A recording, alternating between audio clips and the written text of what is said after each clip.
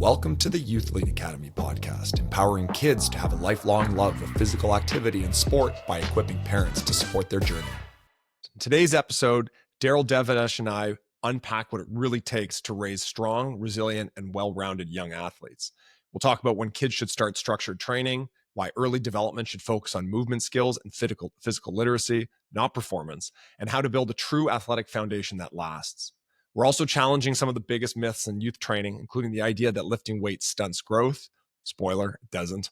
What matters is age, appropriate progressions, smart coaching, and making it fun.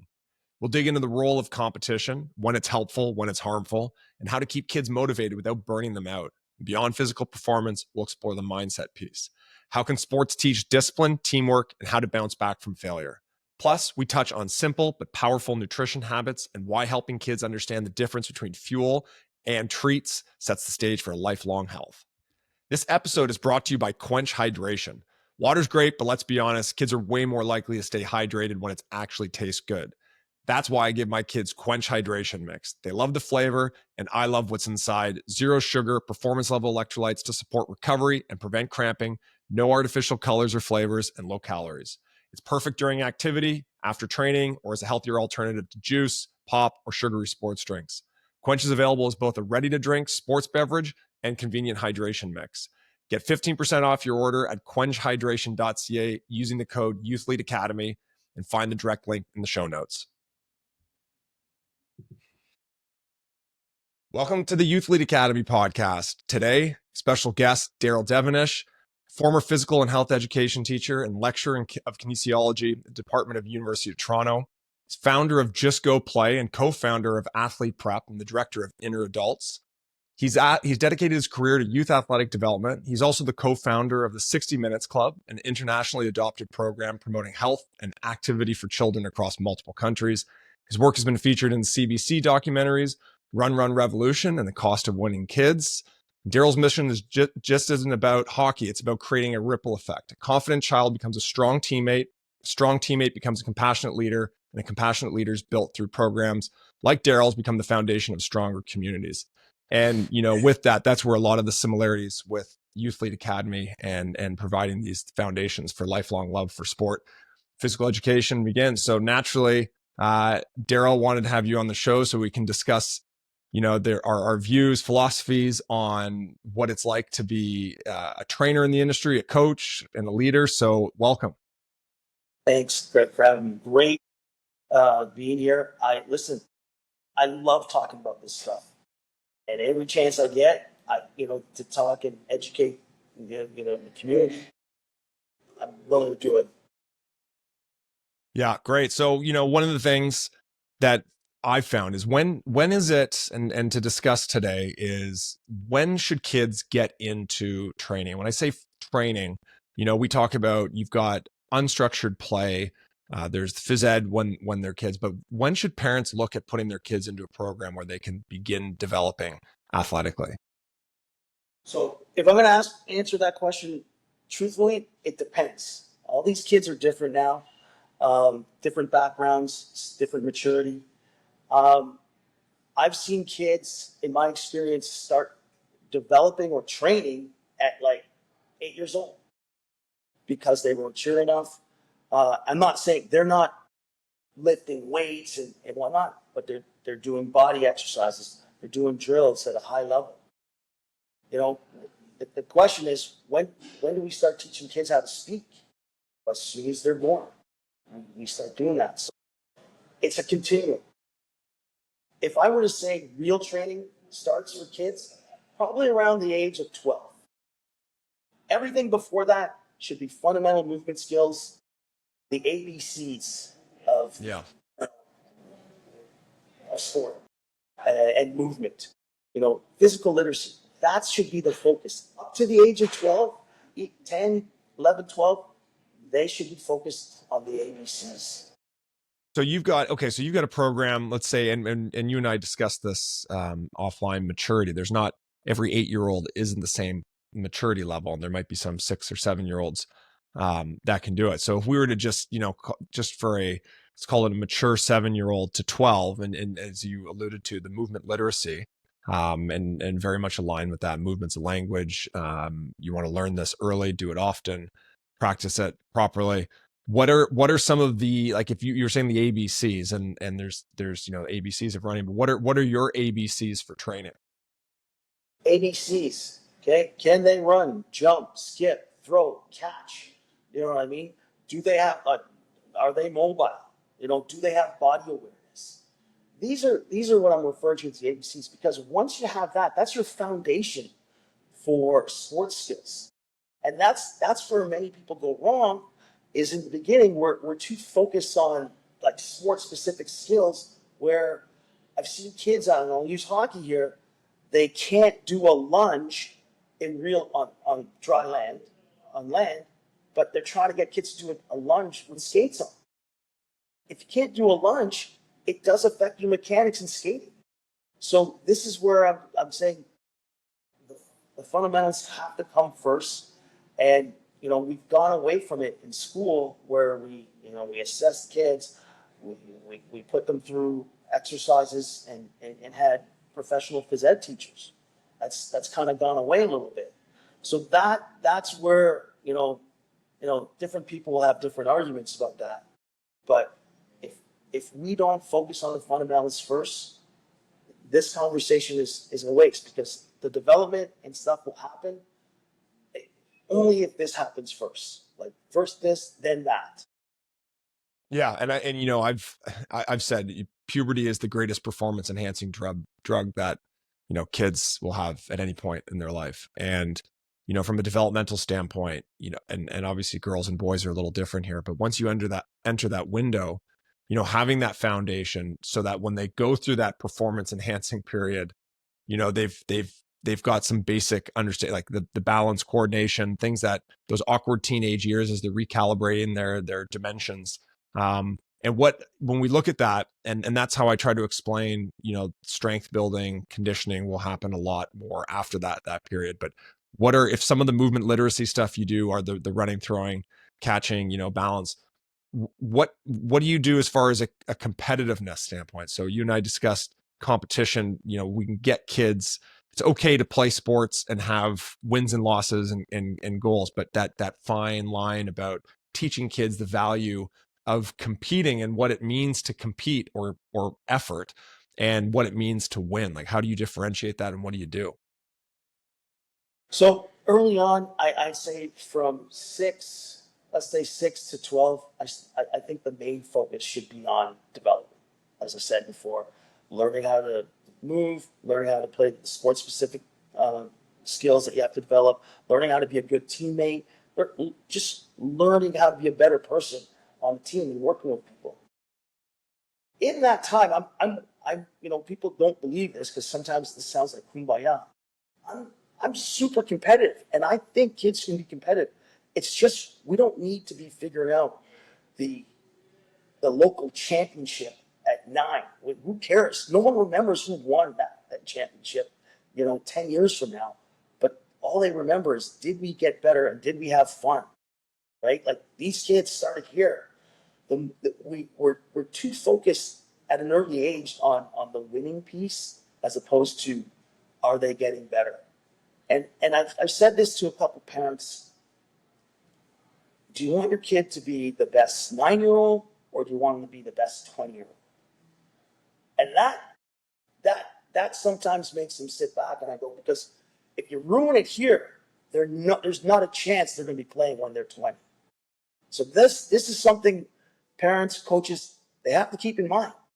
We want them to foster a love for the game, a love for a process, a love for getting better. And I'm going to use that dirty word, that F word, fun. We need fun. It needs to be fun. And I know that sounds like kumbaya, but there is a place that you can compete. If I'm playing tag with kids, that's competition. Like, if I catch you, you're it now. Yeah. That's competition. But people don't see it like that. Like, but having the state champion and going around the school and saying we're the best, we're the champions, we don't need that at that age. So how many, yeah. And the tag and creating games that are, plyometric based or something that just gets kids moving around. Like that's what I find. Like when you create a race for kids under 12, you've created that natural competition, and it's fun. And often you got to tell them to slow down, especially when it's in a warm up and every kid's trying to win the warm up. But like, what are some of the games that you do? So when I was a kid, it was called relays. You got 3 lines, 4 lines, and you do a relay. Let's get through these cones and let's get to the other side as fast as we can. Let's carry this ball across the field as fast as we can. Everybody has to throw the ball. So, like, there's so many different games that we play. I like, you guys might call it British. I call it British Bulldog. Yeah. These guys call it something Kids else don't now. call it that anymore. That's what I Yeah, called yeah. it too. I'm dating myself, Yeah. but games like that where they're learning how to move, dodge, accelerate, stop, start. You know what I mean? Like they don't realize what's happening there, right? If I tell them to run, like that's boring. But when we play octopus or whatnot, that's fun now. And anyway, it's almost like you have to trick kids at that age into learning these skills instead of we are going to run for half an hour back and forth across the field. That's not going to fly with these kids. Yeah, no, the tag, British Bulldog. I feel like, tackle related games probably aren't done in schools as often anymore. I remember playing, game called Red Ass, which was a wall, a tennis ball, and you had to throw the ball over the line. And if you didn't hit it, the square, you'd have to run and touch the wall, and everyone could throw the ball at you. And I mean, you learn really fast how to, focus on accuracy and running, but you don't think about like when you're 11 or 12 when you're doing this, you're just you don't think about the skills that you're developing. But these things, you couldn't put together a program and explain all the fine details to a kid and get it to work as well as that. Well, and what you're talking about, Greg, is what I refer to now and people refer to as free play. Kids don't do enough free play. And when you can get a group of young kids and say, guys, go out and play. Back in the day, and I'm dating myself again, we can go out and play for days. And we did. But these guys is like, what should I play? There's no rules. There's no adults here to show us what to do. They need to be shown what to do. And for me, what I would do with kids is I would show them how to play a game, and then I would leave and let them be the monitors of it, and they decide the rules and stuff. But we stopped doing that. It's like I remember back in the day, I introduced spike ball to my kids, and then I left. And then them and their buddies, they started playing all the time, stealing my net and going off to, places and playing. But you have to show, like, we've gone away from that. And there's so many sports like that where you can adapt and learn how to move and become a better athlete. But our kids aren't doing that anymore. And that's why we need to train them. We need all this structured stuff. It's a little bit too much structure for some of these kids, and they don't have the attention span. So what about, training frequency? And this is a tough one because it obviously depends on what else the kid is doing. So, let's say they're doing, they're playing a team sport a couple days a week. And they want to get into some of these ABCs of foundational movements. How many days per week would you put them in the gym? Well, I think kids should be active every day. They're kids. You know what I mean? But when you say gym, I think workout. I think structure. I think these things should be a part of their practice. And a lot of coaches don't do this. The first 20 minutes of 15, 20 minutes of practice, they should be playing games. You know what I mean? That are warm-up games that are like, the ABCs, running, punching. And they could end with that. The way I usually set up my practice sessions or training sessions is it's a little bit of fun in the beginning. We work them hard in the middle, and then a little bit of fun at the end. So when they leave, they remember having fun, and they start off with fun. And parents always watch our sessions, and they're like, "You just beat the crap out of my kid, and he wants to come back. I don't get it," because we added fun to it. We added that camaraderie to it. So, yeah. Don't get me wrong; it was tough. we explain to them why we're doing it this way. We're going to warm you guys up. We're going to warm you up with the game. Then we're going to have our drills, our drills to help you guys get better in whatever sport it is or whatever it is we're trying to do. And then we finish with some fun. And kids, if you negotiate that with them, they're fine. And it's, I hate to say this in that sense because I've said sometimes too much structure is not good for these kids. But in this case, structure equals freedom. They know what to expect now. When they come in, it's like, oh, we're going to play. I know Coach loves to play a game. What game are we playing today, Coach? Start. They're anticipating fun. Yeah, no, absolutely. The right amount. The key word, there's too much structure, right? There needs to be some structure for sure.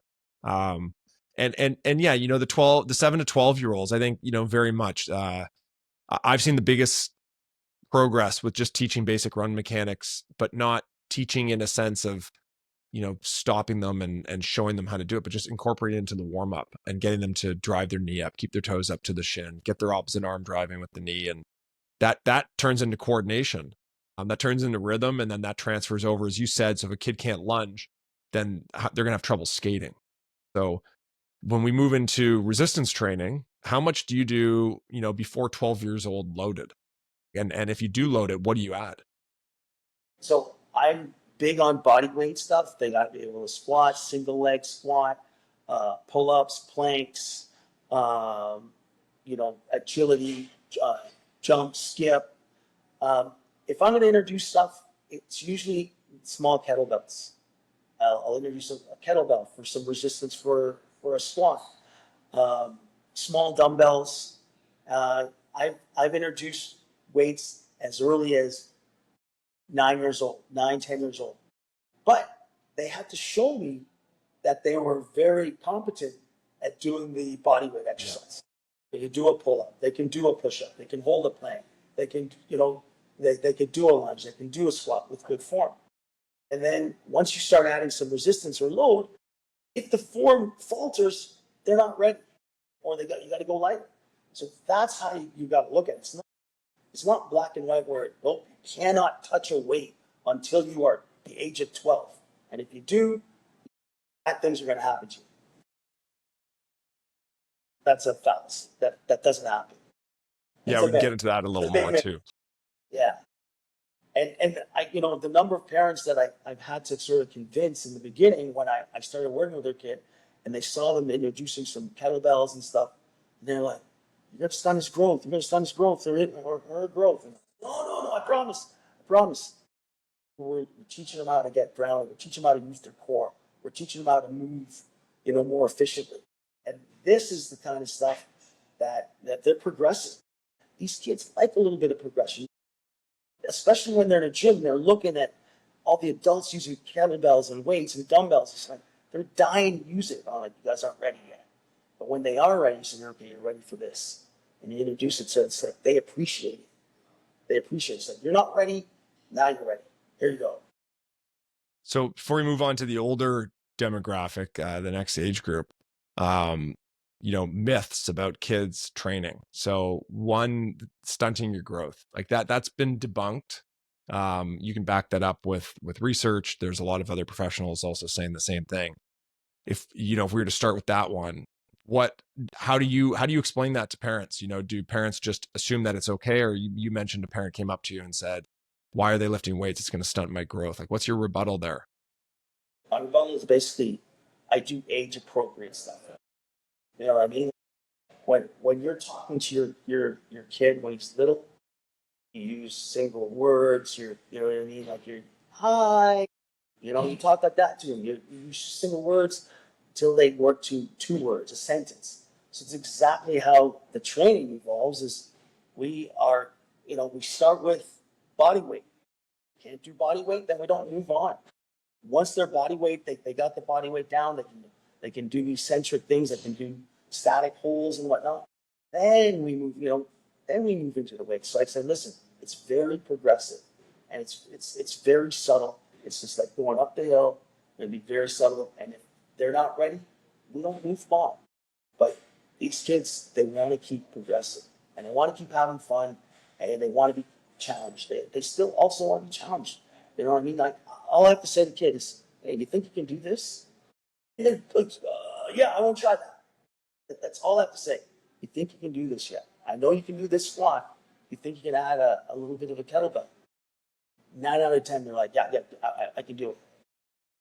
So So, I can't think of another myth really that is at the top of parents' concerns. But like stunting growth is one. What else do you hear from parents coming in? well, it's just some of these exercises are too mature for them. They're not ready for that type of training. But all I'm trying to do is help build these kids' character, their confidence, their ability to move better, move more efficiently, and give them a process for how to get better. That's what we try and do with athlete prep and just go play is we give them a process. You know, this is step one, this is step two, this is step three. And that's when I explain it like that to parents, and I can, and I do videotape some of the kids working out so I can show them stages and say, hey, here's what your kid looked like 2 weeks ago. This was his running Yeah. form. This is what he looks like today. And they can actually see, oh, okay, I get it. All right. So this is why we start here, and there is a continuum that we're working. Yeah, I So find that's how I get around it. Um, you know, and I get it. I get your concern. The parents that they know what they know. So, this is why it's right to show them how you're doing things. yeah, and they don't know what they don't know. And I think the other end of the spectrum is just parents who think their kids should be doing more. Like I've had in the past suggestions for teenagers to come in and participate in adult classes, and I have, I have yet to see, and especially it depends on the program, but the program we do, if someone's going to be lifting weights, they have to be very proficient in body weight. They have to be, and then let alone a barbell, they need to be very proficient with dumbbells or kettlebells or single implement weights. But I found, this push, especially because you're going to see, I use, Connor McDavid or Sidney Crosby as the comparison, because a lot of people see what their training is like and they try to emulate it, at all ages, not 19, 20-year olds. And trying to slow them down. I think, for some people it could hurt their business if you're going to tell a parent that your kid's not ready to be doing barbell this or, high conditioning that. But when you, as you mentioned, when you say you're putting the kid first, not the emotions of where you think they should be as a parent, you're doing them a service to begin with. But where, you have to have those difficult conversations where you said, well, your kid's not ready for it. And has anyone ever, left your program or altercations because of it? No, I haven't had anyone leave the program because I'm a big why guy. Why are we doing this? And where are we going? You know what I mean? So once you have that relationship with the kids and the parents, and you keep explaining, this is the phase we're in. This is what we're over the next couple of weeks. This is what we're trying to accomplish here. If you keep that open communication with the parents, and they see that, well, he said that was going to happen, it happened. He said this was going to happen, it happened. That's when they build your trust, uh, and they're okay with what's coming next. Because telling a parent that your kid's not ready for that yet, he's just not there yet. He's coming, but he's not there yet. If you've been giving them here's what's happening and this is it's going on, they're more likely to be on board with trusting you. Yeah. Well, okay. So before we move on to the next age group, another point is my initial training experience, as I mentioned before, was with adults. And one of the ways that I look at youth training is reverse engineering adults. So when I see let's say a 30-year-old who comes into the gym who was not active when they were younger and they didn't play sports or they didn't do any training, they have a lot of coordination deficiencies, like just being able to simply skip, to coordinate the opposite arm going up at the knee when they run. And one of the things I like to do is, break down, if I were to take that 30-year-old, put them back into their 8-year-old body and say, here are the things that will help you become a better human at 30, make you harder to kill because you've gotten stronger, faster, you're more resilient, you're more coordinated. What are those things, those foundations? So the ABCs of running. And being able to reverse engineer, like I think at the same time, there's no, especially 7 to 12, and I'm being extreme here, but teaching those kids for general purposes, Olympic lifts, and getting heavy into the power lifts, I find you begin to sacrifice health for fitness. But when we look at this transition now into 13 to 17-year-olds, and we think about that adult in mind, because your kid has a very little chance of becoming an elite athlete if we were to say, NCAA scholarship or even playing at the next level. But 100% of them will become adults that I would think every parent wants to be successful. So what are some of these movements that you think play a pivotal role in not just foundational, but developing young kids into healthy adults with good association or good positive associations with physical activity, and they're prepared now to become 30 and still be strong and not learning how to run for the first time? So you said a lot there. I think you're right. They got to learn how to run. They got to learn how to run properly with good form. Sprint is different from running. Just a sprint is totally high performance technique. There's more technique involved. And if you teach people how to run properly, land properly, and that's it, you don't have to be so specific, but showing them it should be smooth, it should feel natural. Your arms should be relaxed, shouldn't be fighting it. How to use your core would be another. When you move, or you're not like all over the place. Your posture. This is something that they can carry for their whole life. How to engage your core, how to build your posture, keep your posture. Uh, Doing exercises. A lot of kids I see doing that exercise and their posture's not good. It's like, hey, posture first, and you're not going to hang out like that. Lateral movement, balance. Can they stand on one leg? Can they squat? Are they compensating? Is one leg doing more than the other? So these are again, back to I don't want to overkill the fundamentals, but those are the fundamentals. Once you have those fundamentals, you can add resistance training. And a lot of people don't love resistance training. They get bored of it. You can incorporate some resistance training. You can use bands. There's so many different, modalities now to train people. You can do Pilates. You can do spinning. There's so many different things. Make sure that they understand that no matter what you do, you need some resistance training. You need some sort of cardio form, walking, running, whatever it is. So just to tie up what you were saying is I would give them a process for how to train to be a healthy human being. Right? This is what a healthy human being wants to be able to. Should be able to squat, should be able to lunge, should be able to hold a plank, should be able to jog a mile. You know what I mean? This is when you're starting to talk about a continuum for life. And what do you you, yeah. You'll be fine. You have some coordination. You'll be able to jump into a pickup game of basketball, a pickup game of volleyball, or spike ball, whatever it is. And exercises, so like my views on especially exercising for adults, and again pulling this sort of reverse engineering where kids will become, my sort of philosophy on adult resistance training has been to really simplify things, move to more unilateral work, and most of that is based on the fact that the average 30-year-old who's going to, working professional, doesn't want to spend the time learning how to squat properly, and not just learning how to squat, but someone who has been doing it probably lacks the mobility. So therefore they need to spend time developing that mobility before they can get into, let's say heavy squats. So when you do group fitness, the bilateral stuff becomes a lot more of a challenge to get people to do safely. Whereas if you can give someone, a barbell and let's reverse lunge with them, it's easier for them to pick up that skill, safer for them to do. They're benefiting from that fitness. But if we were to introduce back squats to that kid, let's say when it was age appropriate, when they're 13, 14 years old, is that an exercise you see has high value at a young age, or is that a highly specific exercise that you might only reserve, for certain athletes?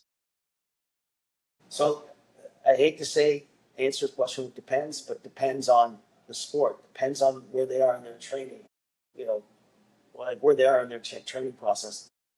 I do use back squats. It's a full body exercise, helps with the core. It really helps connecting your core, your upper body, and your lower body. Not everybody believes in loading the spine. During different parts of the season, I won't load the spine. Like during in season, I don't load the spine much. I go to hex bar stuff like that.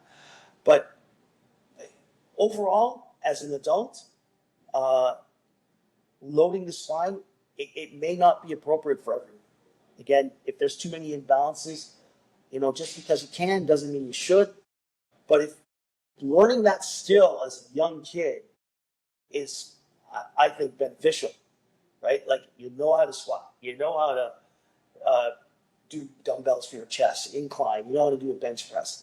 Like learning this stuff, you know, I might be weird, but I think of those as life skills. Yeah, Right? absolutely. And variations, like a goblet That's squat. variations of life skills. I think swimming is a life skill. I think I put learning how to squat, bench, do a lunge, run. I put that right in there in swimming.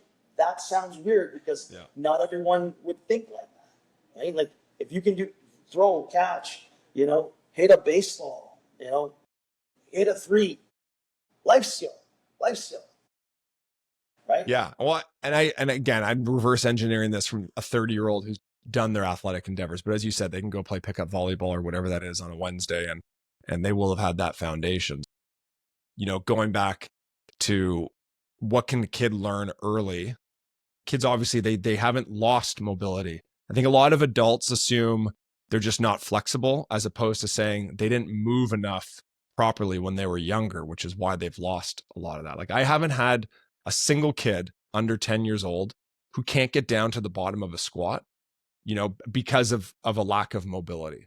You know what I mean? Like I feel you get hard pressed. There's like an age when all of a sudden sitting in chairs at school all day, not moving, kicks in. I see you smiling over here, so I think you probably see this too. Because I can show you some hockey players that lack hip mobility. When Yeah. playing hockey, their hips start to get tight. So you're dead on. I'm a big believer in if you don't use it, you lose it. And motion is lotion, rest is rust. So if you're not doing mobility, if you're not moving, you're not squatting, you're not lunging, you're not running, you're not, doing shoulder mobility stuff or using your upper body, you're going to lose that ability over time. And that's what that would be my message to kids and even to my older clients, that in order for you to start doing this again or feel normal, or I wouldn't say or more efficient, you're going to have to learn how to be more mobile. And that means you can't just practice on them once a week. You got to do a little bit of a lot. That might be 5-10 minutes a day, but that's how you're going to stay mobile, and that's how you're going to keep your posture and that youthful, view. You're going to look like you still have life when you're well into your 50s, 60s, 70s, because you got good posture and you move well. And that messes people up when they see a 70-year-old standing with good posture, he's still able to run, move, and stuff. That people are like, whoa, well, that's crazy. But that's what they're seeing. That they're not used to seeing someone at that stage in life that moves well. Yeah, no, it is. I think especially if you're 40 or let's say 50 and you can get down into a full squat without any range of motion impairments, and you can still sprint. These are things you don't think about when you're 12 years old, because you can do that stuff with your eyes closed. Yeah, and that's a big thing. If you can sprint at 10, 12, that's okay. If you can sprint when you're 70, that's huge. Yeah, it's huge. Life Same skill. exercise. Yeah, life skill. Back to the life skill. You can shoot a 3 when you're 70. I'm impressed. Yeah. It's not about, at that point, it's not about, winning a 3-point game that you're playing. It's just the fact that you've maintained that coordination and ability to do it. No, I get that. I think that's, it gets overlooked with parents a lot of the time, especially because team sports aren't necessarily something that all parents put their kids in. I think there's reasons behind that, whether it's the concern about getting kids into something too early, the commitment, competition. the life skills that you develop from team sports and the social interactions and having another authoritative figure in your life that is not a parent. There are other sports too that aren't team sports. You use tennis I'll use tennis as an example, or maybe you're doing any other solo sport, and you're still getting the benefit of learning the sport. But for kids that aren't in team sports, and if we were to classify team sports and then recreational or just regular like tennis, golf, what are some of the areas that you need to fill gaps in for those kids? Well, it's different when you're on your own, as we know, but they're still being coached. So they're still in a relationship, usually with their coach, their family. Um, they're in their head more. That's when the mental side of the game has to be very good, because there's no one to blame when you don't perform well. It's on you. And those people that they do walk to a different beat, but it's very different in terms of those individuals, like those tennis players and that play these at these high level, like the mental toughness that these guys have to have, the mindset that these guys have to have, that every point, every play is, it's on me. Like, you've got to be on the whole time. It's not taking breaks. So that's different from a team sport where you're collaborating with your guys. Okay, we got to work together. So it's a very different mindset, and there's no one to blame. Like I said, that's the biggest thing. And they have to become very mature, responsible, have a process that is tight. When things don't go well, how do you get back on track? And that works for all these athletes, right? And I'm a big believer in the mindset stuff, and I do teach that along the way with the kids. Like, one of my big things is we got to teach these kids not just to be better athletes, better character. Because if their character is better, they'll be able to deal with adversity. They'll be able to deal with good time. They'll be able to deal with good players, bad players. You don't love every player on your team.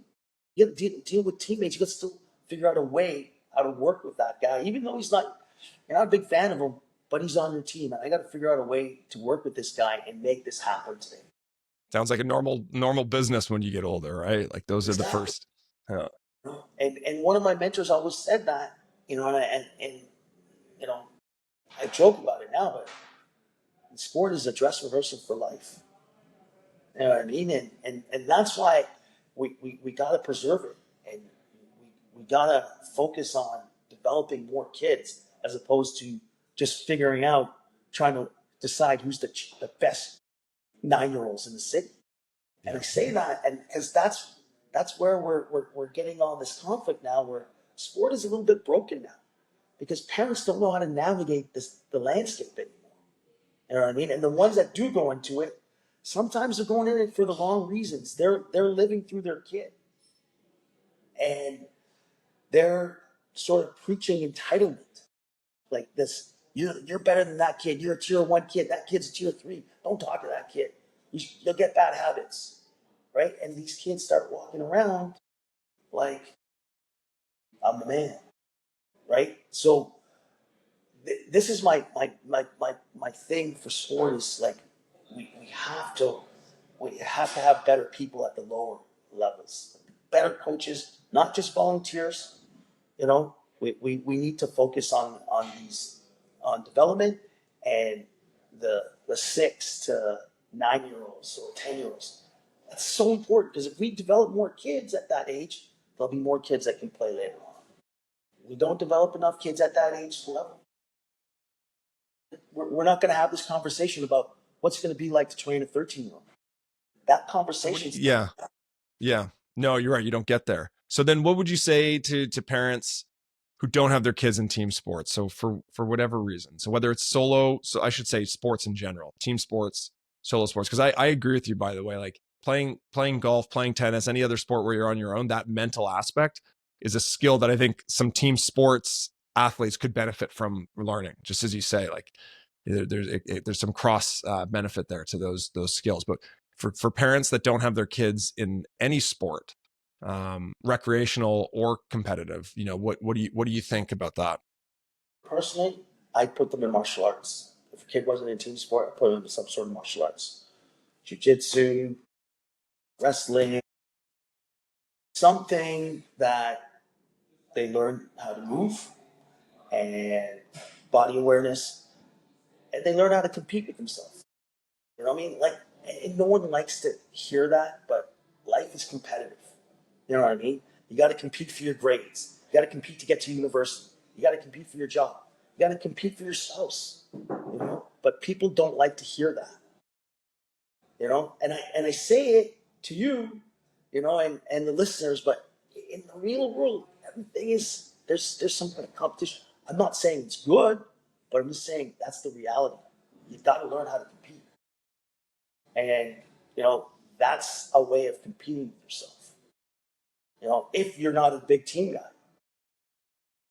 so it's Yeah. again, it's development.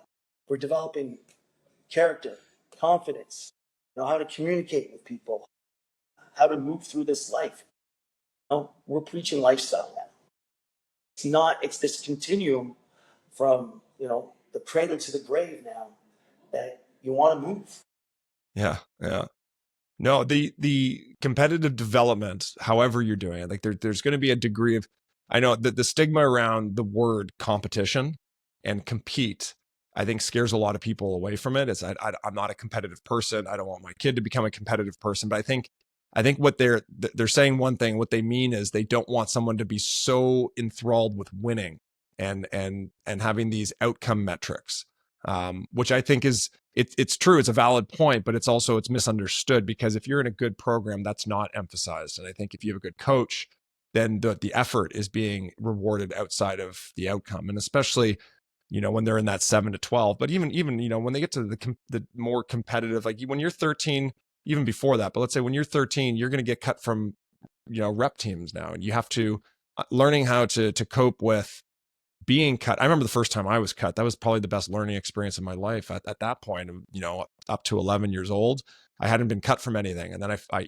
get cut from a rep baseball team. I'm like, okay, now I have to work. I can't just show up. I can't just, and I think it was a pretty mature thought for an 11-year-old to think of. And at that point, moving forwards, it became, sports was fun, but it was also something I knew I had to work towards. But that notion that competition or compete is not what you want your kid to get. And I think it's just what needs to be understood is that it's not necessarily about winning and losing, right? Competing is about understanding how to work. And that's the experience you're talking about. But when you lost, you got cut, was you had to figure out a process on how to get better. That's Yeah. really, I need a new process because my process that I've been doing isn't working right now. And if I want to play at the next level or with these guys, I need to get better. My process has to get better. And that's what, like, over time with the athletes, they start to see I work hard. There's going to be adversity. I'm going to have to get through it. And then I'm going to get what I want. I'm going to keep getting better. So once you start to see these patterns in life, in your sports life, it travels into your work life. It's like it's going to be some dark days. There's going to be some days I don't feel like working out. There's going to be some days that I win. There's going to be some days I lose. But this is life, and that's what I try and get across to these athletes. Besides having a relationship with them, it's like, hey man, we're here to have fun. We're here to get better, and that's the thing. Just as long as we keep trying to keep getting better. That's my goal or my mission for these guys, is that we just keep focusing on becoming the best version of ourselves.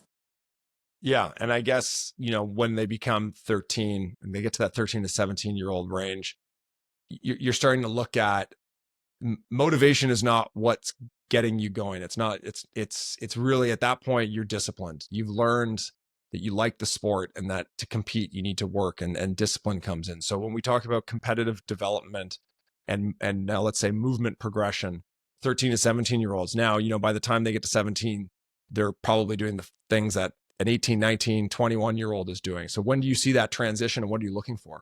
If they're still playing at that stage, they love the sport. If they're Yeah. playing at a high level, you love the sport. That's You're not doing, like, if you don't love something, you're not doing it when you're 17, 18. Yeah. Because there's You're so burnt out many by that point. yeah, there's so many other things you could be doing, with your friends, partying, whatever. But you're not playing at a high level anything if you're not dedicated to the process. And you call it discipline, I call it committed to the process, right? And that means practicing when you don't feel like practicing. You're missing a party this week because you got a game the next morning. Like that's different. You know what I mean? Like that is you again. You call it discipline. Like this is my process.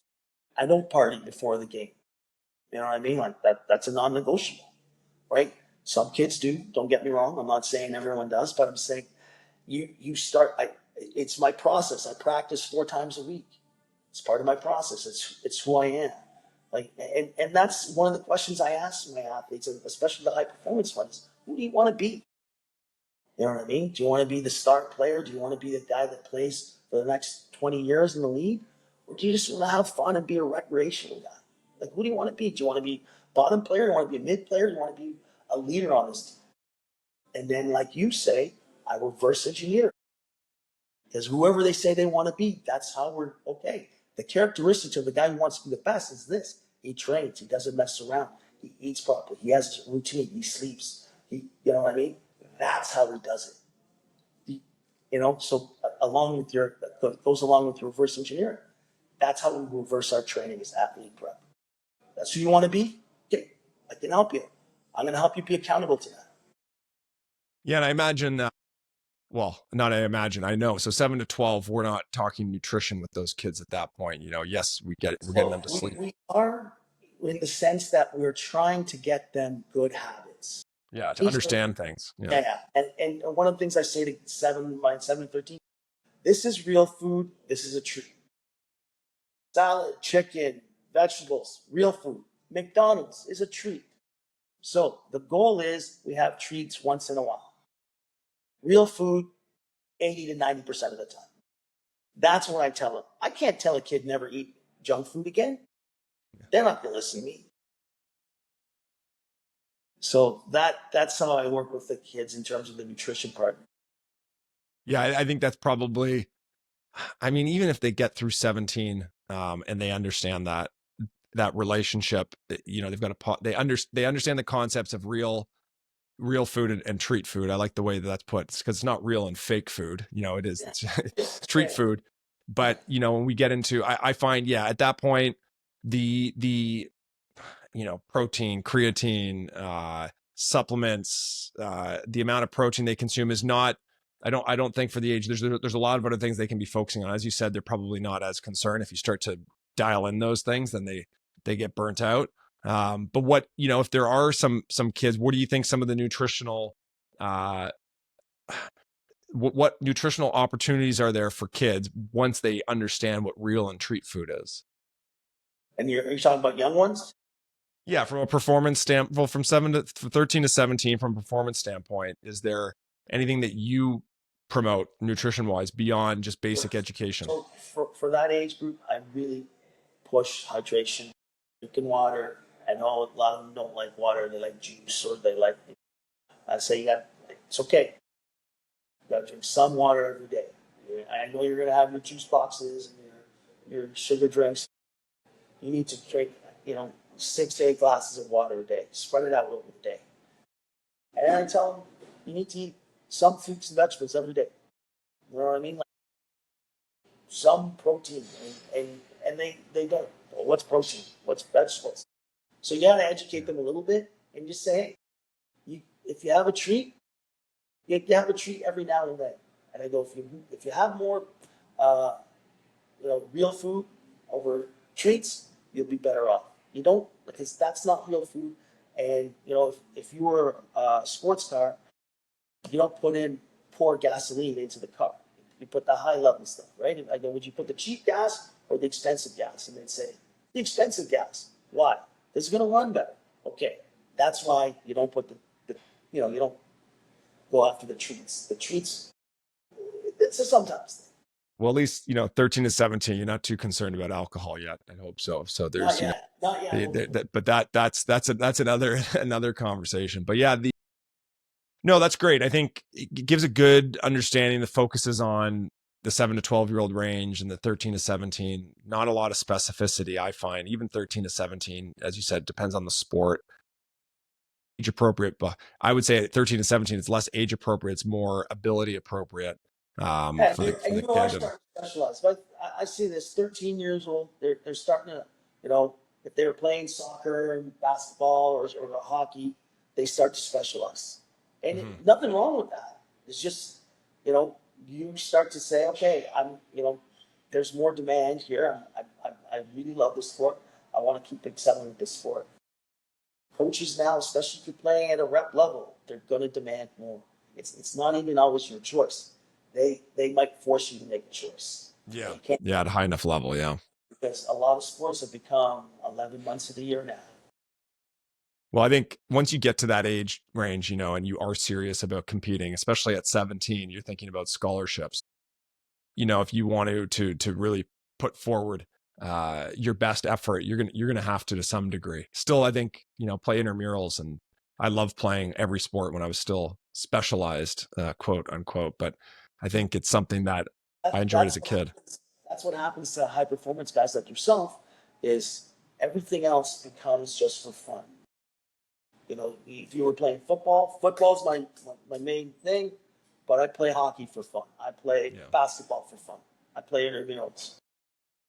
That's a good way of keeping things really healthy and balanced in your life. You play when you can, right? And it's a different mindset when you go into those games versus your main sport. Yeah, yeah, keep it. And especially if you had the right platform, and positive association, physical activity, and you played a lot of sports, then that stays fun, and it's not a reminder of these things you were forced to do and you didn't enjoy. So that's yeah, no, that's great, Daryl. I think eh, having kids, I know parents starting to put kids into programs that aren't high performance. They want to get their kids to learn how to move, maybe more structure into foundational movements. These are some of the things that you can do. So just wanted to thank you for having you on the show, or having you join me on this, and discuss the training, all things kids, and fitness. So appreciate it. Thank you for having me. I love talking about this stuff. I can talk about this all day. Yeah, I know. As could I. All right. Thanks, Daryl. Thanks, Andy.